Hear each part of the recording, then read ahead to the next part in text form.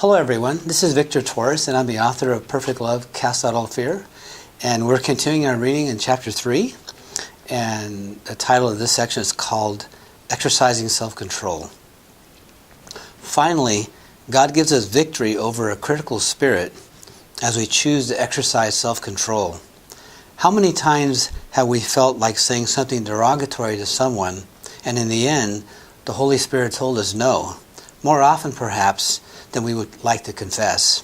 A good rule of thumb to live by is, if a statement is not meant to edify another person, then it should not be spoken. An individual who has control over what he or she says is a very wise person.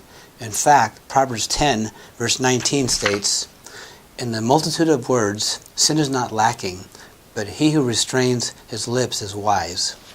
Some of us would do well to revert back to our childhood for a moment and remember when we saw the animated movie Bambi, which was made in 1942. In an opening scene in the forest, an adorable fawn, Bambi, is learning how to walk.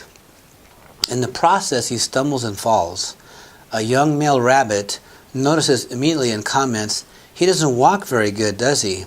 His mother responds, "Thumper, what did your father tell you this morning?" Knowing that he failed in this important life lesson, he redeems himself when he says, "If you can't say anything, or rather something nice, don't say anything at all." How wonderful it would be if we could all practice this principle of self-restraint that begins in childhood and should continue throughout our adult lives.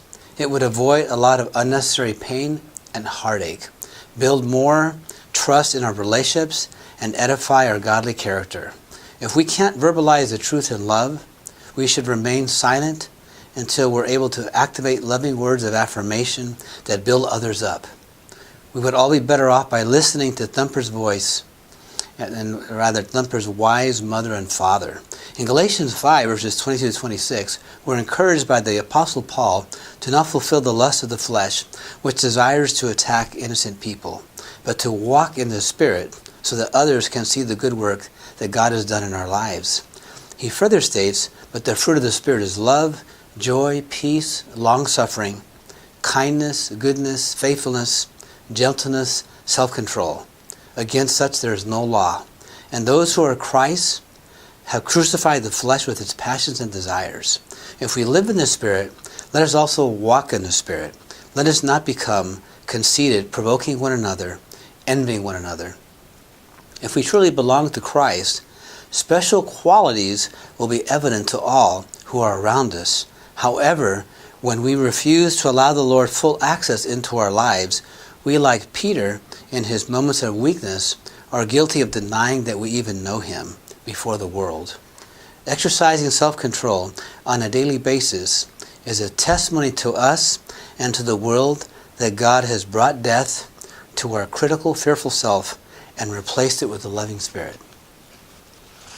Our inner selves can be described this way. We are a spirit, we have a soul, and we live in a body. The Apostle Paul supports this in 1 Thessalonians 5:23. "Now may the God of peace himself sanctify you completely, and may your whole spirit, soul, and body be preserved blameless at the coming of our Lord Jesus Christ." When we give our lives to Jesus, only our spirits are revived and sanctified. Our souls, which is our minds, wills, and emotions, are still held hostage to the mindsets and habits that we developed when we practice sinful living prior to salvation. That's why our mental lives often resemble a giant tug of war, a game of tug of war. Our fleshly desires and our spirits fight for control, and our souls are the battleground where we'll either win or lose in the arena of faith. Trusting God is not an option for those who endeavor to win this battle. It's required. The Lord desires for all of his children to die to the lust of the flesh and the mental, emotional strongholds through which we revile others. It is grueling, a brutal prize fight for control, and our spirit must defeat our fleshly desires if we expect to grow spiritually. Yielding control of our lives to the Lord, however, is only the first step. In order to find true release from the oppression that binds us, we must also take control of our thoughts, casting down arguments and every high thing that exalts itself against the knowledge of God, bringing every thought into captivity to the obedience of Christ. 2 Corinthians 10:5. Why? Because our thought lives influence our emotions, our decision-making process, and in turn our behavior, whether good or bad. Proverbs 23:7 addresses this concept very plainly. As he thinks in his heart, so is he. Proverbs 23:7. You'll never rise above the lies that others have spoken over you until you replace them with God's truth in your mind. You'll never be able to conquer the judgmental spirit that oppresses your tongue until you learn to think no evil. 1 Corinthians 13:5.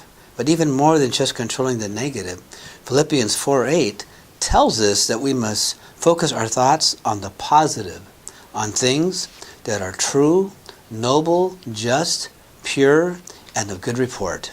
This is what Paul meant when he talked about being transformed by the renewing of our minds, Romans 12:2. That's why we must consciously choose to discipline our thoughts and emotions so they are reconciled, or in other words, kept in line with God's Word. In so doing, we'll be able to overcome any desire to wrongly judge, and will experience a greater release and freedom to use our words to bless others instead. You cannot be loving and judgmental at the same time. It's impossible. The Holy Spirit fights against your flesh to influence you to do the right thing, knowing there's going to be a winner every time in this heated arm wrestling match. And each time you surrender to the Lord, you grow spiritually stronger, and it becomes easier to deny your carnal nature in the next battle. God has called us to suffer, and that especially includes the suffering involved as we deny our flesh of its sinful pleasures. I know that for some of you who come from a highly abusive background, that this may seem like an insurmountable task. But remember that Jesus said in Luke 1:37, "For with God nothing will be impossible." Yes, our Heavenly Father is able to bring deliverance to His children in whatever area we may be struggling. It is not hopeless. The God of all hope eagerly desires to prepare His bride. And if He says it can be done, who are we to argue? That means that healing and deliverance belong to you, mighty warrior. The promises of God are for the true bride of Christ who will dare to live fully surrendered. And if you're not completely surrendered, my friend, you can begin today. Isaiah 41:9-10 and 13 declares, "You whom I have taken from the ends of the earth and called from its farthest regions, and said to you, you are my servant. I have chosen you and have not cast you away. Fear not, for I am with you. Be not dismayed, for I am your God. I will strengthen you. Yes, I will help you. I will uphold you with my righteous right hand. For I, the Lord your God, will hold your right hand, saying to you, fear not, I will help you." And in ending the chapter, I wrote a poem called "Beware of the Tongue," and it summarizes the essence of what this chapter is about. No man can tame the tongue, which often masquerades as good. It is used to bless our Father and to curse our fellow man. It's full of deadly poison. Its venom must be understood. While it speaks evil curses, it also lends a helping hand. How have you been influenced by such a morbid host? What lies do you speak in the messages that you send? Beware of the arrogant heart that causes you to boast. It aims to inflict pain and devour all your friends. As you take time to reflect on the days of your youth, what do you remember that still bothers you today? What did you do to compromise the way of the truth? Has unforgiveness, child, caused you to go astray? Perhaps you became a victim when you made mistakes. Were your parents harsh in pointing out the error of your ways? Can you still hear the screaming that causes you to shake? It's time to stop the beatings that haunt you to this day. A whiner, a complainer, is that what you've become? Contaminating other people with the force of a gun? The battle you have fought for control of your tongue is one you must not take lightly, for the war has just begun. Prayer is the key that unlocks healing in your life, where God will find your desolate places and grant you good health. With the power of His love, like a surgeon with his knife, He'll heal your open wounds and cut out your critical self. How long will you wrestle with God in a match you cannot win? He wants your confession for the children that you've slain, for the lives you have destroyed through your malicious tongue that sins. A trail of blood of the innocent cries, help me, I've been maimed. You call yourself a Christian, but commit murder in your heart. You lack patience with others, yet you expect it in return. How long will you act as Satan's puppet, shooting deadly darts? Cease from these killings now, child, is what your heart must learn. You alone cannot tame the monster that wants to steal your soul. Where you have lacked mercy, love, understanding, and grace, I will pour out my Spirit and fill the empty, loveless hole that has polluted your well and left it there to waste.